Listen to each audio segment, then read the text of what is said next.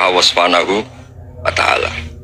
Oke, kita sepakat amal kita, perilaku kita, ibadah kita andaikan dikompensasi dengan nikmat yang Allah berikan tentu tidak seimbang. Untuk membayar itu saja sudah lunas. Jadi Anda semua tidak berhak masuk apa? Surga. Hingga di beberapa riwayat dijelaskan ada orang yang 500 tahun ibadah nggak pernah maksiat. Ditanya sama Allah, kamu masuk surga karena apa? Karena ibadah saya ya Allah. Ya sudah, surga kamu 500 tahun saja karena ibadah kamu 500 tahun. Ini cerita umur-umur orang dulu. Ya Allah, katanya surga engkau ini selamanya. Ya kalau yang selamanya itu rahmatku. Kalau amal kamu terbatas ya surganya sesuai amal kamu ya terbatas. Ya sudah ya Allah, berarti masuk saya surga saya ini karena fadl engkau, karena anugerah engkau. Itu namanya apa? Diroyah. Diroyah itu satu kajian analisis di mana kita percaya riwayat, tapi kemudian punya logika, punya diroyah. Ini penting supaya tauhid kita ini kuat. Jadi dulu ada orang yang sangat cerdas, namanya Jubair bin Mut'im. Dia saking cerdasnya, juga kaya, juga tokoh, dikirim sebagai delegasi pembebasan Asra Badrin, tawanan Badar.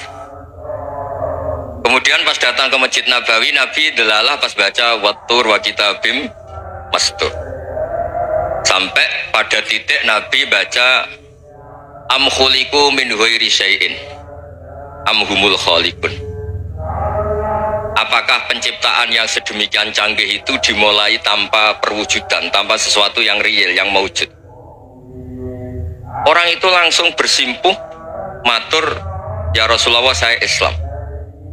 Ada qalbi yatir, hampir hati saya, otak saya, pikiran saya itu terbang. Karena logika yang dibangun ateisme misalnya, kalau alam raya ini dimulai dari nihilisme, berarti logikanya apa? Al-adamu yakhluqu maujudan. Alam raya ini kan maujud, maujud itu ada. Kalau yang lebih dulu itu ketiadaan, berarti ketiadaan menjadi sebab kewujudan. Kalau dalam bahasa Arab itu al-adamu yakhluqu maujudan, sesuatu yang harusnya nggak jadi faktor karena ketiadaan menjadi faktor sesuatu yang nyata. Itu kan nggak masuk akal. Ya, kalau alam raya ini ada al-adam sing yasbiku maujudan, berarti alam raya ini al-adamu yakhluqu maujudan, sesuatu yang tidak ada menciptakan yang ada. Dengan logika itu terus kita ngaji, diajari sama guru-guru kita, sifat dasar Allah itu maujud, Allahu maujudun qadimun, terus masuk. Yang harus distatuskan pertama dari Allah itu apa? Maujud, wujud. Karena dengan wujud ini layak menjadi penyebab adanya alam raya ini. Sehingga ketika kita menolak faham nihilisme atau ateisme, faham tanpa Tuhan, tanpa pencipta awal, kita punya diroyah bahwa tidak mungkin ketiadaan ini menjadi sebab perwujudan alam raya ini. Yaitu am khuliqu min ghairi syai'in. Masa alam raya ini diciptakan tanpa sebab yang nyata, yaitu wajibil wujud. Siapa itu? Allah Subhanahu wa ta'ala. Begitu juga menyangkut sholawat. Orang boleh beda pendapat tentang redaksi sholawat. Ada umat sholli ala Muhammad, ala Sayyidina Muhammad, Nabi Muhammad, monggo lah, masalah redaksi saja. Tapi setelah dianalisis, Nabi itu Pak Rektor jadi Nabi setelah Nabi Isa saking dihormatinya sampai dituhankan. Juga jadi Nabi yang ada cerita masih hangat, orang Yahudi itu bunuh Nabi. Jadi yang satu mendudukkan Nabi sedemikian tinggi sampai kayak Tuhan, yang satu menjatuhkan Nabi sedemikian rendah sampai dibunuh. Kayak apa susahnya jadi Nabi Muhammad SAW. Kemudian dengan gampang Hadaddin agama ini bikin syariat yang bernama sholawat. Redaksinya monggo lah sesuai tradisi masing-masing.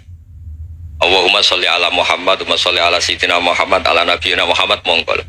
Tapi yang jelas redaksi ini kalau di diroyah dikaji, Allahumma itu Tuhan, Tuhan itu pemberi. Wa Muhammadun wa in jalla qadruh abdun min ibadi. Muhammad apapun tinggi derajatnya tetap berstatus hamba. Sehingga agama ini terjaga oleh syihotus sholawat. Agama ini terjaga oleh redaksi sholawat. Yaitu Allah tetap pemberi sebagai Tuhan yang enggak tersaingi, la syarikalah. Rasulullah Muhammad wa in jalla qadruh, apapun prestasinya, bisa mi'raj, bisa apa saja, tetap seorang hamba yang butuh muhtajun ila rahmati. Jika redaksi Allahumma sholli ala Muhammad ini mengukuhkan yang Tuhan tetap Tuhan, hamba pilihan tetap hamba pilihan. Tentu dengan redaksi ini kemudian kita mendudukkan Nabi benar-benar posisi terhormat. Yaitu orang yang paling berhak dapat askat tahiyat, mendapat penghormatan Allah paling tinggi, yaitu Rasulullah Muhammad SAW. Dan itu diulang-ulang oleh Allah. Subhanalladzi asra bi abdi. Status hamba ini diulang.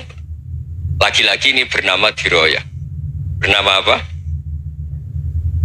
Contoh ketiga misalnya fihi ayatum bayinatum maqamu Ibrahim. Dulu orang Yahudi itu ada diskusi masif.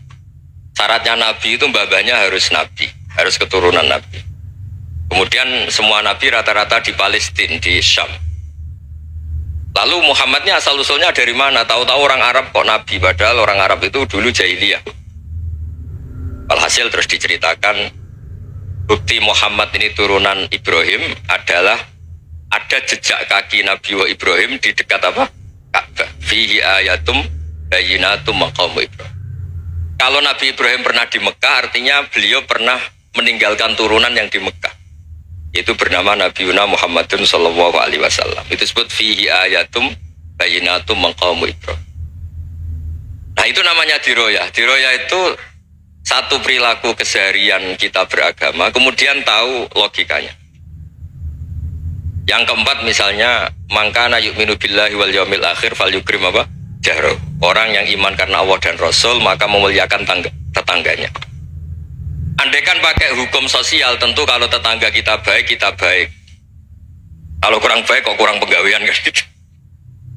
Tapi dulu itu pernah ada seorang ulama itu dibully ya, dikerjain sama anak muda tetangganya. Pak Kiai datang ke rumah saya. Orang ini datang. Kemudian setelah di rumahnya, saya tidak jadi butuh sama Pak Kiai, silahkan pulang. Itu Kiainya senyum menikmati. Dan itu terulang 3 kali. Dibully seperti itu, dikerjain terulang 3 kali. Lalu tetap Kiainya tuh asik, seneng sekali. Lama-lama pun dia ini tanya, kenapa engkau tidak tersinggung? Padahal saya kerjain sampai 3 kali. Tak undang, terus tak suruh pulang. Tak undang, tak suruh pulang. Kata Kiai tadi, yang memerintahkan baik sama tetangga itu Allah. Jadi saya nikmati ketika bisa baik sama Anda. Tidak ada urusannya dengan perilaku Anda yang menolak saya. Nah itu terus kita tahu, memang motifnya kita baik sama tetangga karena iman sama Allah dan Rasul, bukan hukum kompensasi sosial. Jadi kalau mau diteruskan Pak Rektor, saya ngajar di sini ya karena perintah Allah, itu orang alim harus ngajar, bukan karena perintah Rektor. Kalau diteruskan, ya saya mohon juga gitu para dosen, para karyawan di sini, kalau nggak khianat dengan UI itu karena takut sama Allah, jangan takut sama Rektor. Kalau Anda baik juga karena Allah, jangan baik karena apa? Rektor. Bagaimanapun ya semua kita ini makhluk. Makhluk itu la yadurru wa la yanfa. Begitu juga melihat Indonesia. Melihat saya ini kan ikut di UI itu lama sekali, ikut sama Profesor Zeni, dari Profesor Zeni nulis tafsir. Mungkin Pak Hersoyo tahu banyak, dulu Pak Lutfi ya tahu banyak. Tapi saya memang nggak pernah terbuka karena ya memang nggak ingin sebenarnya. Kondisi ini kondisi darurat. Sehingga saya tahu cara berpikir Profesor Zeni, ya tahu komitmen beliau pada UI. Dan pendiri UI memang ya banyak yang dari tokoh NU, Muhammadiyah, dari tokoh-tokoh ormas yang lain memang didirikan banyak orang. Hingga UI memang nggak milik ormas apa tertentu. Dari satu sisi memang baik, nggak dikuasai ormas tertentu. Tapi nanti kalau keterusan ya nggak berbentuk karena ya sudahlah dikelola saja. Sambil-sambil jelas, sambil-sambil kadang nggak jelas, yang penting ikhlas tadi. Karena kalau terlalu asobia itu jadi repot. Kita ini yang nekuni fikih itu tahu kalau udah kuno itu mazhabnya Hanafi, kuno itu mazhabnya Syafi'i. Tahu-tahu seakan-akan Imam Syafi'i itu NU, Imam Abu Hanifah itu Muhammadiyah. Padahal ini orang-orang yang sebelum NU dan apa? Muhammadiyah. Jadi kalau kita yang nekuni ilmu itu biasa saja dengan perbedaan. Tapi kalau orang-orang yang nggak siap dengan perbedaan itu sampai Allah disifati Ta'ala itu tidak terima. Padahal Ta'ala itu maknanya Maha Luhur, yang Maha Agung. Jadi ada seorang kiai kebetulan pidato pertama Pak Rektor, Assalamualaikum warahmatullahi ta'ala wabarakatuh. Mubalik kedua ini nggak terima karena itu dianggap bid'ah ada ta'ala. Hanya dia bilang Assalamualaikum warahmatullahi ta'ala wabarakatuh. Itu saking Saking asobiahnya itu Allah ditambahi ta'ala itu tidak terima. Padahal ta'ala itu maknanya maha agung. Nah itu kan jadi repot kalau asobiah gitu. Kalau kita ngadepi perbedaan itu biasa saja. Karena kita mungkin bacanya banyak, lihat hal-hal seperti itu ya biasa saja. Karena dulu itu perbedaan itu urusan sudut pandang. Ya saya ulang lagi, perbedaan itu sudut. Allah yang Tuhan saja sering didebat sama nabi-nabinya. Karena urusan sudut pandang apa? Saya beri contoh ya. Suatu saat Khalilur Rahman Ibrahim itu saatnya meninggal sama Allah, Israel disuruh. Israel itu Ibrahim saatnya meninggal, ambil nyawanya.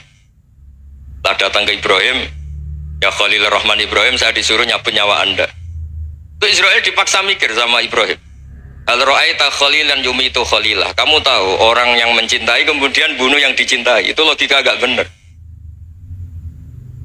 Akhirnya Israel kan gak biasa debat, kan gak dilatih debat, gak pernah ikut lomba UI debat ilmiah. Dia taunya nyambut nyawa aja. Kembali ke Allah. Ya Allah, kata Ibrahim, hal ra'aita khalilan yumitu khalilah. Masa kekasih bunuh yang dicintai ya. Tapi kata Allah santai, bilang ke Ibrahim, hal ra'aita habiban yakrahu ayyalqa habibah. Masa katanya dia cinta saya kemudian ketemu saya tidak berani. Israel mater lagi, logikanya gini Ibrahim, masa yang dicintai sama yang ketemu yang dicintai gak berani ya udah ketemu aja. Katanya yang meninggal itu. Artinya kamu bisa saja GR tidak mati-mati karena merasa dicintai, atau ingin mati karena mencintai. Nah maksud saya dalam hal-hal seperti ini orang UI pasti gak jelas. Katanya cinta Allah suruh mati ya gak mau, gak jelas kan. Dibilang gak cinta juga gak mau. Tapi dibilang cinta kalau ukurannya mati juga gak mau. Nah, tapi dalam banyak hal gak jelas itu penting, Pak Rektor. Penting sekali. Buatan guyon, saya beri contoh sekian ilmiah, gak jelas itu penting. Rasulullah SAW itu dalam banyak hal itu disuruh Allah, memang disuruh supaya ngambil sikap seperti itu. Karena Allah itu punya otoritas penuh untuk bikin orang itu baik atau tidak baik. Wahsy itu yang membunuh Sayyid Hamzah, orang paling dicintai Nabi, di antara yang dicintai Nabi. Qatalahu Wahsyun, dibunuh oleh Wahsy. Nabi secara basarnya itu gak suka sama Wahsy. Sampai cara lahir ya ingin, corong Jawa ingin masuk nol. Tapi apa kata Allah? Laisa laka minal amri syai'un aw yatuba alaihim aw yu'adzibah. Itu udah wilayah kamu Muhammad. Malah Wahsy dikasih tobat sama Allah. Khalid bin Walid, itu perang Uhud kalah itu karena ide brilian Khalid bin Walid. Pas itu masih panglima kafir. Itu pura-pura kalah, ghanimah dilepas, sahabat turun, pasukannya naik, walhasil orang Islam kalah. Khalid bin Walid akhirnya juga masuk Islam. Orang yang secara basariah Nabi itu gak siap. Kebalikannya juga ada. Sa'labah itu orang yang dapat gelar Hamamatul Masjid. Ini pas ngaji mesti ingat salam. Dia di masjid terus. Setiap habis salam tuh lari karena istrinya nyuwun sewu masih berpakaian yang tidak pantas. Kenapa engkau terburu-buru pulang? Pakaian yang dipakai istri saya sekarang saya pakai. Ya pakaian sarung itu kayak Pak Rektor kan fleksibel. Ini khusus mau Ramadan, tidak akan sarungan terus, gak usah khawatir. Jadi ini tadi sudah perjanjian. Saya yang kiai celananan, beliau yang rektor pakai sarung. Jadi iya. Supaya itu barter madhab. Tapi hanya sekali ini aja, bukan. Jadi jangan diharapkan ini jadi tontonan terus-menerus. Dan ini barter madhab.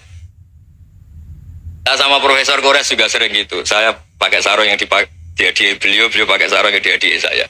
Memang itu tradisi Islam. Tahadau tahabu, kamu saling memberi hadiah maka kamu saling mencintai. Bukan riswah, bukan riswah. Walhasil terus Sa'labah ini buat saya didoakan Nabi supaya saya kaya, supaya tidak sering ganti-ganti pakaian seperti ini sama istri saya. Jangan-jangan kamu miskin itu lebih baik. Ngotot minta didoakan. Didoain Nabi kaya, terus lama-lama ninggal sholat, ninggal jamaah. Itu Allah belum tersinggung. Yang mulai Allah tersinggung itu kan saya sering fatwa di mana-mana, sering memberi saran. Mumpung kamu miskin itu sering sedekah, karena kalau sudah kaya itu tidak bisa. Kita memberi analogi gini. Kalau saya masih santri miskin, punya uang 100.000, diminta guru saya 50 tak kasihkan, padahal itu 50%. Punya 2 kambing kurus, diminta guru saya 1 pasti tak kasihkan, padahal itu 50%. Jadi kalau punya sapi Brahman atau sapi limusin yang harganya itu 100 juta, punya 2, diminta 1 boleh enggak? Enggak boleh. Saya punya motor butut 2, diminta teman saya 1 boleh, tapi kalau Davidson Harley itu enggak boleh itu. Nah, walhasil itu kalau kita miskin, misalnya kita zaman kuliah atau zaman mondok atau zaman apa saja, punya uang 100 ribu, narik temannya sampai 50 ribu kan biasa. Tapi setelah 1 miliar, berani nggak kamu kasihkan 500 juta? Sama-sama 50%. Enggak kan? Nah salabah gitu, ketika zakat masih per 40 kambing 1 kambing itu sebenarnya kan masih ringan. 40 atau 82. Kambingnya itu sudah mabenal jabalen. Barang dihitung zakat karena sudah ribuan, jumlahnya sampai 400 kambing. Banyak lah pokoknya. Terus kata salabah, ini pemerasan. Karena jumlahnya besar. Allah tersinggung karena nabinya dianggap narik zakat itu dianggap khorat, dianggap pemeras. Allah tersinggung kemudian fa'aqobahum nifakon fi qulubihim ila yaumil. Dia ditetir munafik. Semenjak itu terus tadi kembali gak jelas tadi. Barkohnya gak jelas itu menjadi orang tuh bijak. Ini sekarang nakal, jangan-jangan nanti jadi orang baik. Yang sekarang baik, jangan-jangan suatu saat jadi tidak baik. Semua orang introspeksi. Gak ada jaminan kalau kita sekarang baik akan baik terus, gak ada jaminan kalau kita sekarang buruk akan buruk terus. Sehingga terus banyak kiai-kiai bijak tuh memang lahirnya gak tegas, tapi gak tegas itu yang menjadikan bijak, karena sama-sama mungkin.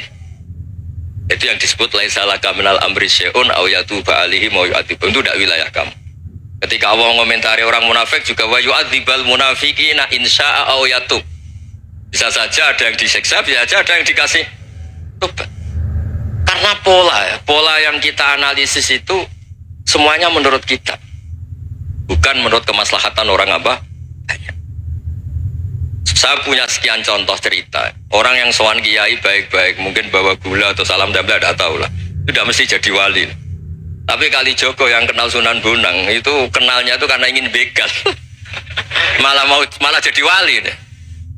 Tapi tidak usah dicoba. Umar itu nyari Nabi itu mau dibunuh,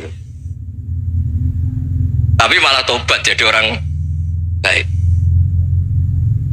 Jadi ini penting ngaji ya, supaya yang tidak tegas itu, tidak jelas itu kadang baik. Nah termasuk saya juga termasuk dia yang milih tidak jelas. Saya sering gojlok ini, Fajar Hadili ini murid-murid saya sering saya gojlok. Kalau semua sistem pendidikan kayak kampus, kayak UI, kayak UIN semuanya itu sistem yang bagus karena tertib, jam kuliahnya jelas, mata kuliahnya jelas. Kalau di pesantren itu Pak Harso itu gak tertib, tapi justru itu enak ketemu di jalan orang berani tanya. Nah, ini kalau mbak-mbak misalnya menstruasi, mau belajar haid nunggu semester berapa baru tahu. Itu bisa sekian tahun gak sholat karena nunggu pelajarannya baru diterangkan. Mau haji juga gitu, nunggu mata pelajaran haji. Kalau nggak jamnya, nggak mau dosennya ngajarin. Kalau kiai kan nggak, ketemu di jalan tanya, dijawab. Jam berapa juga dijawab. Artinya Indonesia itu berkah, ada sistem kampus yang tertib. Ya semoga termasuk tertib gajinya. Tapi tertib gajinya itu juga sebenarnya rugi. Saya sering ada pegawai negeri Gus, tolong doain saja di PNS enak aja. Gajinya tetap. Kata saya nggak mau kalau gaji saya tetap. Kok bisa Gus, enak tiap bulan mesti dapat gaji. Kalau tetap nggak naik-naik kata saya. Kalau kiai gajinya nggak tetap, tapi di atas yang tetap kata saya. Artinya Indonesia itu berkah. Kalau semuanya pakai sistem pendidikan setertib ini, orang mau tanya haid ya nunggu pelajaran haid. Bab haji ya nunggu pelajaran haji. Tapi kalau ketemu kiai itu enggak. Ya semuanya, saya pernah di pasar, Gus mau tanya apa? Anak saya keluar darah terus gini-gini. Padahal biasanya haid hanya 7 hari gini-gini. Ya sudah, kembalikan ke biasanya, rudat ilal adat. Itu enggak usah sowan ke rumah. Juga enggak registrasi dulu, enggak daftar dulu. Ya ini enggak nyindir cerita saja. Supaya ini bukti koalisi beneran. Jadi saya yang kiai enggak tertib jam, koalisi sama yang tertib jam. Jadi kalau semuanya sistem kampus, nanti pertanyaan itu enggak bisa on time, enggak bisa setiap saat. Makanya Indonesia itu berkah. Kiai-kiai yang alim yang di jalan-jalan banyak, juga kiai yang di kampus dokter-dokter fikih banyak, yang nekuni ilmu umum ya banyak, macam-macam. Itu masalah itu kalau saling mengadili itu baru masalah. Misalnya kiai ngeluh nggak enak jadi kiai tidak punya gaji tetap, yang dosen ngeluh nggak dicium tangannya. Karena memang unik Indonesia itu. Kalau guru fikih kok dosen itu tetap nggak dicium tangannya. Karena pikirannya anak-anak itu wong sudah bayar disuruh nyium. Itu kayak di alam sadar tuh gitu. Kalau kiai itu kan anak-anak gak bayar itu. Ya upahnya cium tangan itu. Makanya kalau kiai-kiai tidak keramat bisa mati karena cium tangannya doang bisa mati itu kiainya. Ya ini cerita supaya saling menghormati saling.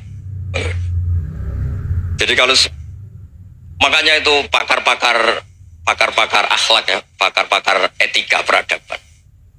Itu tertampar betul ketika Nabi urusan ilmu itu mengabaikan itu. Kalau sudah urusan ilmu, misalnya begini, ada urusan ilmu, ada mbak-mbak cantik atau ibu-ibu cantik, itu dalam Islam itu diajarkan jangan sopan-sopan banget. Kata Nabi, karena kekuatan ilmu itu di atas kekuatan akhlak, di atas kekuatan adab. Ya nisa an-nabi lastunna ka ahadim minan nisa, ini taqaitunna fala takhdu'na bil qaul faya tama alladhi fi qalbihi maradun.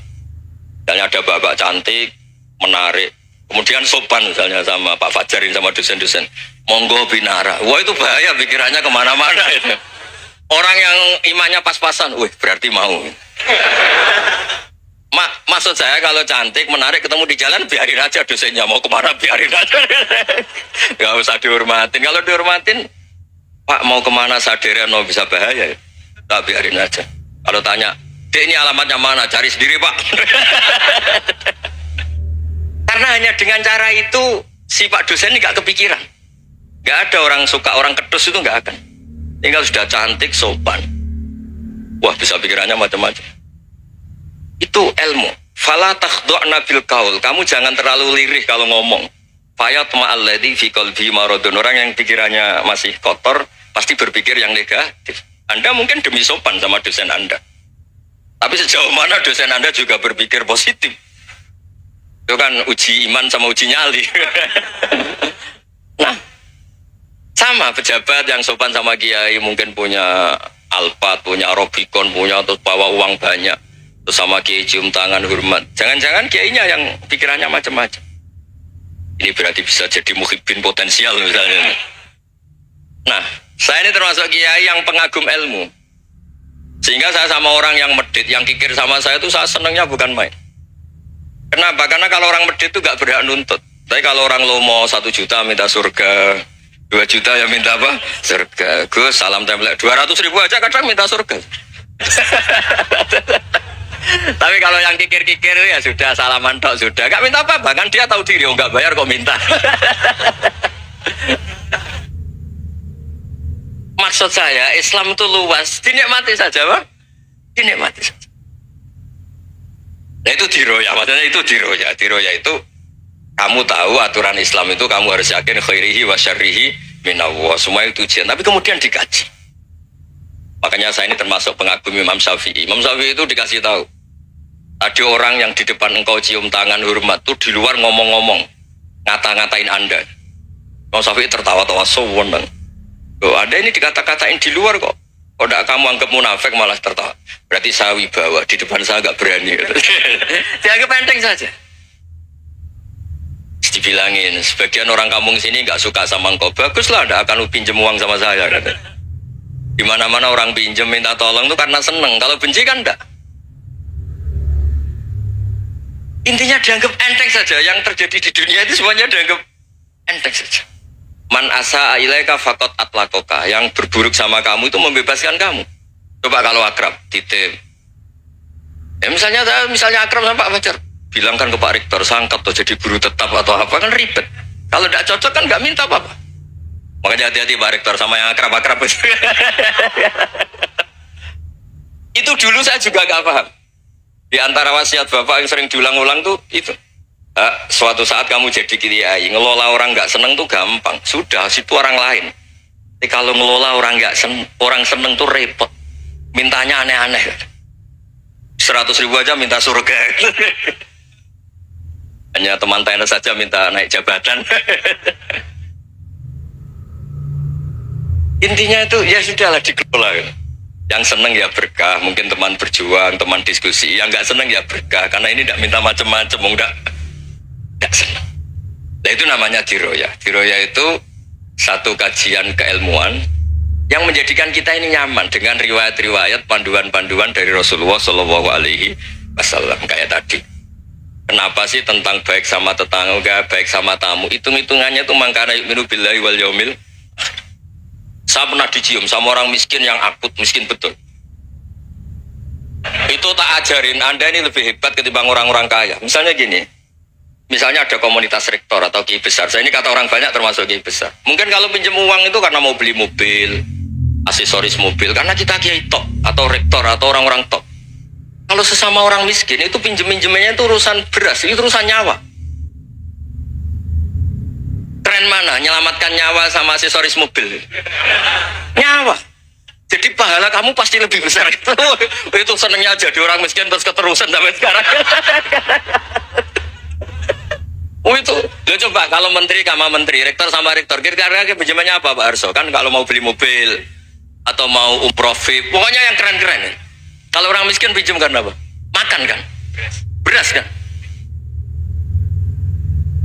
Makanya kalau yang sedang miskin monggo lah kalau ingin teruskan.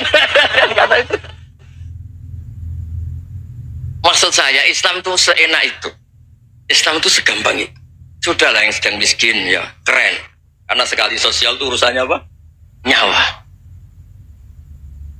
Tapi kalau miskin semua ya Indonesia bisa tutup kan.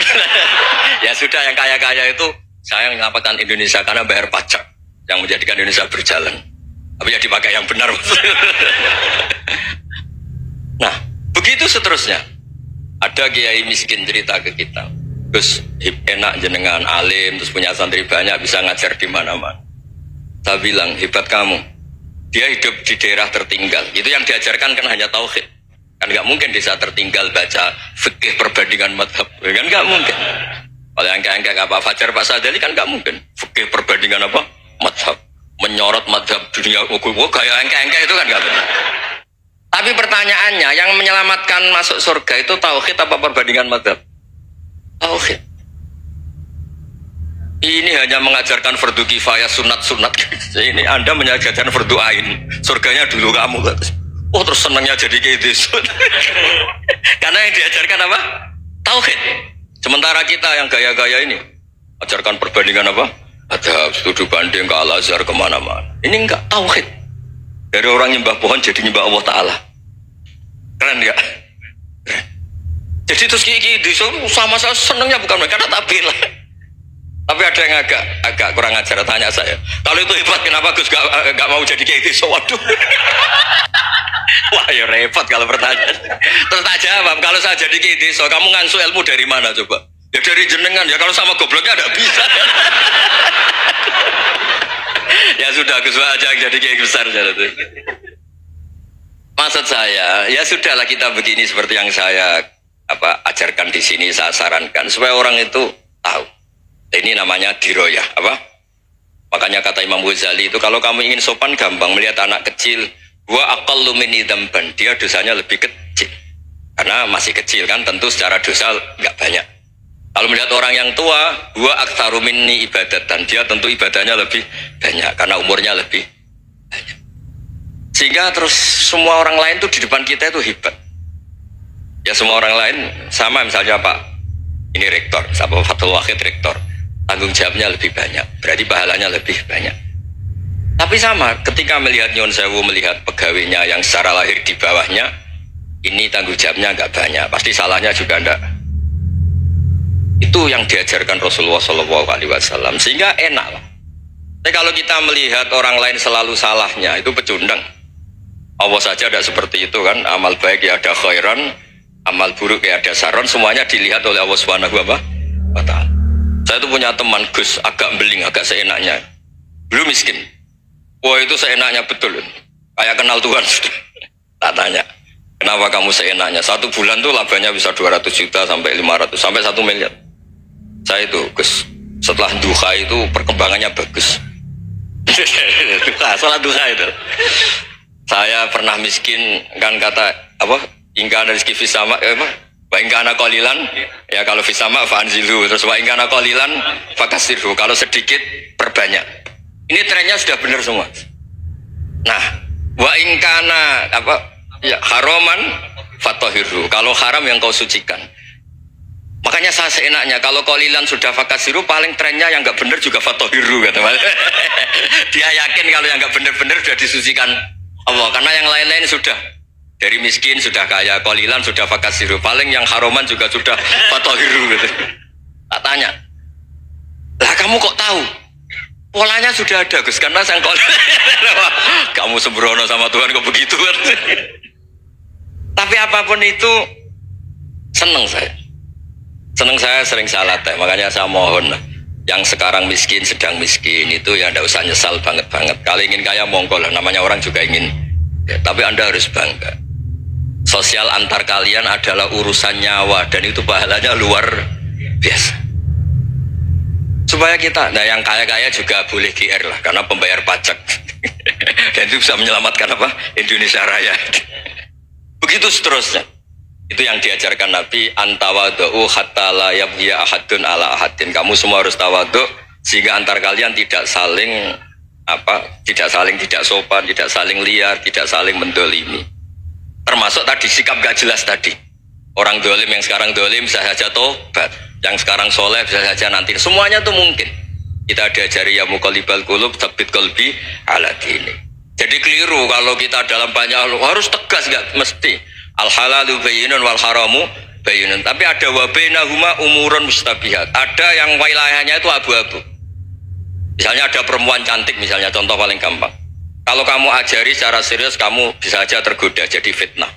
Jadi kalau orang soleh gak berani ngajarin kemudian digunakan orang fasik malah menjadi orang nakal, kita juga tanggung jawab. Kamu mau tegas gimana? Wilayahnya sama-sama mungkin. Wilayahnya sama-sama mungkin. Yang dekat pejabat mungkin terkontaminasi KKN. Tapi kalau pejabat gak dekati orang soleh, punya perilaku yang gak soleh, yang repot juga Indonesia kan. Nah hal-hal seperti itu kita tidak perlu ngambil sikap. Maksudnya nggak usah ngambil sikap, ya kita buktikan kalau milih satu madhab, kita buktikan semuanya lebih baik, semuanya lebih bermanfaat, semuanya lebih berperadaban. Karena nggak bisa dihindari wabena humain. Termasuk nyuwun sewu, saya mohon maaf sama mulai Pak Harso, Pak Lutfi sampai Pak Fathul Wahid. Saya ini termasuk kiai yang nggak suka dekat sama orang-orang top. Bukan karena hasud. Memang konstitusi kiai harus gitu, la tamud dan na'inaika. Kenal orang lebih tinggi itu kan resiko. Misalnya saya kiai desa, mungkin punya keri tua sudah seneng, punya kijang tua sudah seneng. Gara-gara kenal Pak Wahid naik Kempri, waduh kok saya kalah itu. Kenal orang itu kan resiko. Mungkin dosen-dosen sini kalau kenal saya di Rembang juga resiko. Di sini gak ada cium tangan, biasa dosen, wah gak enak jadi dosen. Jadi memang harus dibatasin. Sekiranya mungkin orang terus, karena latamud dan nanawa ainaika ilham, kamu jangan sering melihat orang lain yang mungkin secara lahir dapat nikmat yang lebih tinggi dibanding Anda. Kalau kamu nggak bisa ngelola hati Anda bisa hasut, Anda bisa dengki. Paling tidak Anda bisa ada syukur. Saya itu sering didolani pejabat, juga sering melihat pejabat di TV. Naik mobil aja ada yang naikkan. Bahkan kalau wudhu itu anduk aja ada yang bawa. Itu kalau yang nggak kuat, wih naik jadi pejabat. Ya makanya terus konstitusi kiai itu mengatur, sudahlah mata kamu itu kamu batasin. Jangan melihat sesuatu yang potensi ya, potensi menjadikan Anda tidak apa syukur. Jadi saya mohon, ini memang konstitusi saya sebagai kiai, jadi saya tapi di hati saya tetap akrab. Saya doakan semua untuk UI, untuk semua orang Indonesia kita doakan. Kita ingin semuanya tambah baik, tambah baik. Assalamualaikum warahmatullahi wabarakatuh.